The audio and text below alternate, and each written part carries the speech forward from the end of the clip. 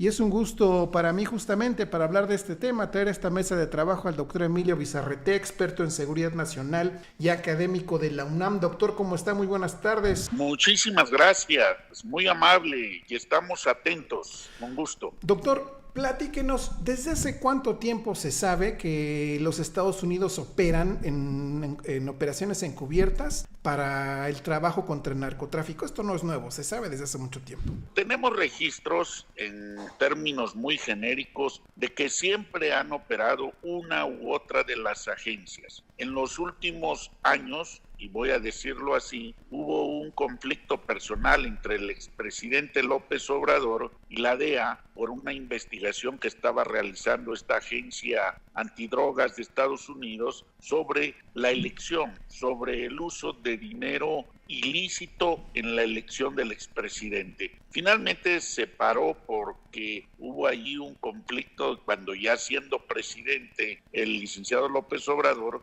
pues se molestó y generó ahí un conflicto que tiene que ver precisamente con las reformas que se le hicieron a la Ley de Seguridad Nacional y tiene que ver con el caso que tenemos en los artículos 70 y 71. ¿A dónde nos ha llevado esto? De que siempre ha habido este tipo de intercambios, de presencia, de participaciones, pero ahora se ha conjugado de una manera, lo menos que yo puedo decirle, extraña, ¿sí? Por un hecho lamentable, la muerte de 4 personas, 2 nuestras y 2 que tendrían que ver con la CIA, y que eso se ha corroborado por la vía de medios de comunicación estadounidenses, no nuestros. Y esto, lo digo muy respetuosamente, es un tema que lo ha elevado la propia presidenta a ese grado de información o de desinformación, pero lo que es un hecho es que ahí estaban y estaban participando en este fenómeno en Chihuahua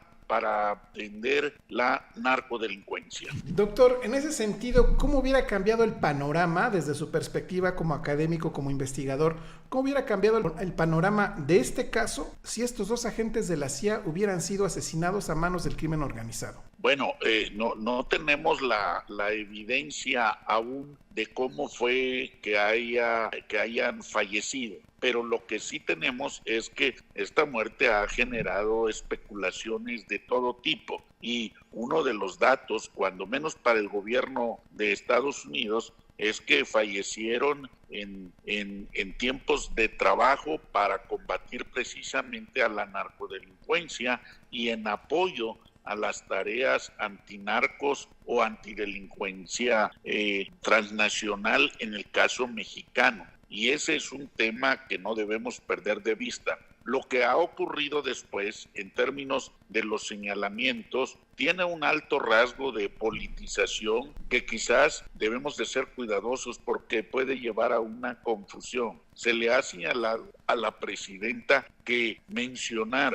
no solamente que estaban violando la ley, sino no tener alguna consideración al respecto implicaría, por un lado, ignorancia del hecho, o por el otro lado, tratar de generar implícita o tácitamente una complicidad con la propia delincuencia. Ese es el temor y eso es lo que ha generado, vamos a denominar, estos desafectos por parte del gobierno de Estados Unidos hacia la propia presidenta y obviamente en las distintas interpretaciones que se tienen. Lo que ha resultado difícil es confirmar que no hubieran tenido conocimiento tanto la defensa como algunos de los miembros del gabinete de seguridad o que no le hayan informado a ella. En todas estas, vamos a llamarle suspicacias, lo que se está presentando es una falta de coordinación al interior del gobierno federal y obviamente con la propia entidad. El señalamiento que se ha hecho es claro, nadie niega que pudo haberse violentado la Ley de Seguridad Nacional,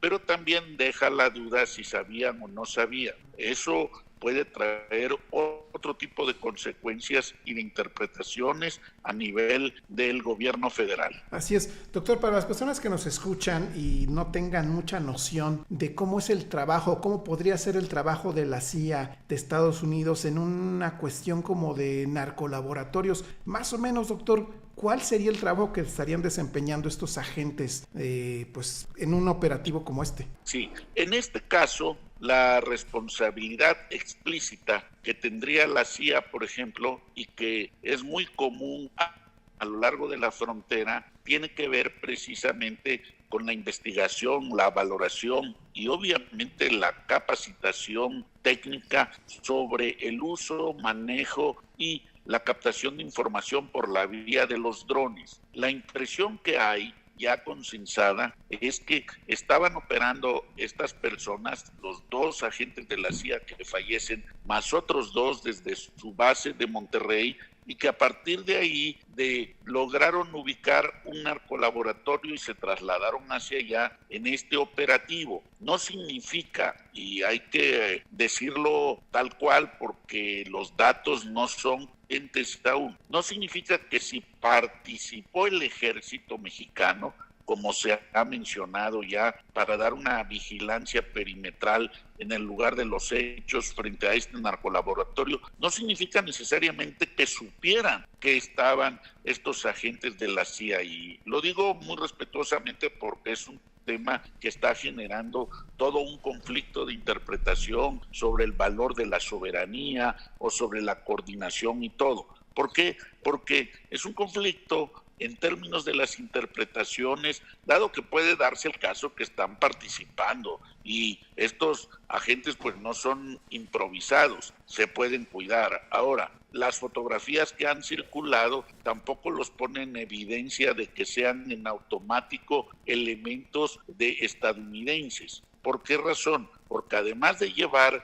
el camuflaje de la Agencia de Investigación Estatal, ellos debieron de haber prudencia suficiente e ir a atender y verificar lo que estaba ocurriendo en los hechos. Pero, para decirlo en estos términos, sí hubo una colaboración indirecta y hubo una colaboración directa entre las Fuerzas Armadas y la Agencia de Investigación Estatal de Chihuahua. Entonces, los puntos aquí se manifiestan confusos, podrían ser hasta contradictorios, y en el marco de la interpretación de la ley, pues sí tienen ciertas consecuencias. Una de ellas fue el citatorio, que con todo respeto hay que decírselo al Senado, no está entre sus atribuciones de citar a comparecer a la presidenta y al propio fiscal.